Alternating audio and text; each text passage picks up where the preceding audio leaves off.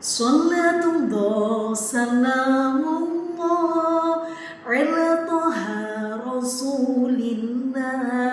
Salatullah salamullah ala yasin habibillah. Ayo podo mojo solawat supaya kita angsal syafaat. Dek sampean umat Nabi Muhammad, jawab salam kula dengan semangat. Salatullah salamullah ala taha rasulillah. Salatullah salamullah ala yasin habibillah. Jalan-jalan ke kota Mekah, singgah sebentar membeli kerbah. Mari berkumpul dengan berkah, dengar kultum dari Melinda yang penuh dengan makna. Assalamualaikum warahmatullahi wabarakatuh. Alhamdulillah, alhamdulillahi bini'matihi tatimmus shalihat. وبفضله تتنزل الخيرات والبركات وبتوفيقه تتحقق المقاصد والغايات. أما بعد, Dewan juri yang saya takzimi, sahabat-sahabat JMKH yang saya cintai, dimanapun Anda berada, dari Sabang sampai Merauke, dari yang tak kasat mata sampai yang menjadi idaman para perempuan.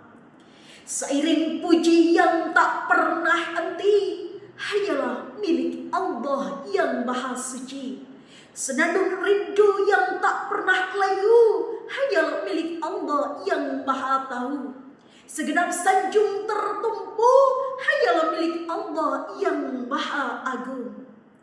Salawat berbingkai salam, marilah kita aturkan kepada seorang orator yang tidak pernah menjadi koruptor, seorang orator yang tidak pernah menaiki sepeda motor, seorang orator yang membawa kita dari zaman unta ke zaman kuda hingga ke zaman mobil Toyota, yang membawa kita dari pahitnya perang Badar menuju nikmatnya telur dadar. Beliau adalah sang revolusioner akbar, baginda Nabi besar Muhammad sallallahu alaihi wasallam.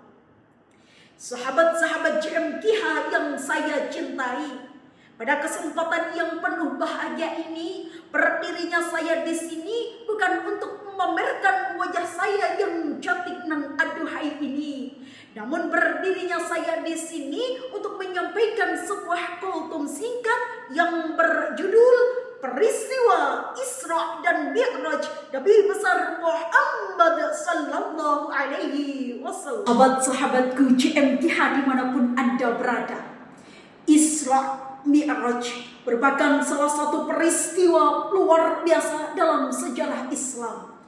Isra Mi'raj merupakan peristiwa yang sangat luar biasa yang dialami oleh Rasulullah sallallahu alaihi wasallam dalam satu malam. Perjalanan apa wahai sahabatku?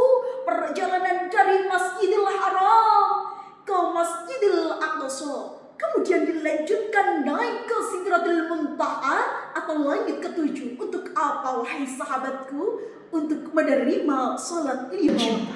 Peristiwa Isra Mi'raj ini telah diabadikan oleh Allah Subhanahu wa taala dalam Al-Qur'an. Sebagaimana firman Allah dalam surah Al-Isra ayat 1. A'udzu billahi minasyaitonir rajim. Bismillahirrahmanirrahim. Subhanalladzi asra bi 'abdihi lailan minal masjidil haram ilal masjidil aqsa alladzi barakna haulahu linuriyahu min ayatina innahu huwas samiul basir.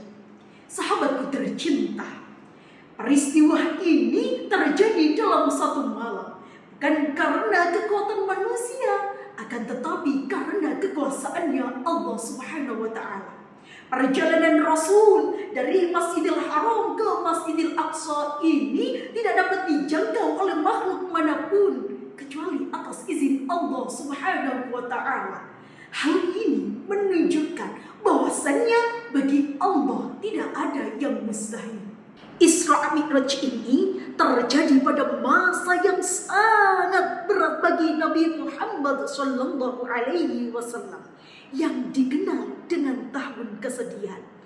Pada tahun itu Nabi kehilangan dua orang terdekatnya. Yang pertama, beliau kehilangan istri tercintanya, yaitu Sayyidah Khadijatul Kubra. Dan yang kedua, pada tahun itu pula beliau kehilangan paman tercintanya, yaitu Abu Thalib. Di tengah kesedihan dan beratnya dakwah, Allah Subhanahu wa Ta'ala memberikan sebuah hadiah dan penghiburan kepada Rasulullah sallallahu alaihi wasallam melalui peristiwa Isra Mi'raj.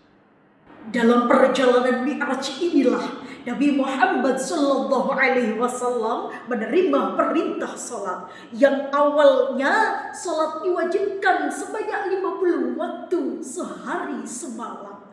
Namun setelah Nabi Muhammad sallallahu alaihi wasallam meminta keringanan kepada Allah, kemudian Allah menetapkannya menjadi 5 waktu salat dengan pahala tetap seperti 50 waktu.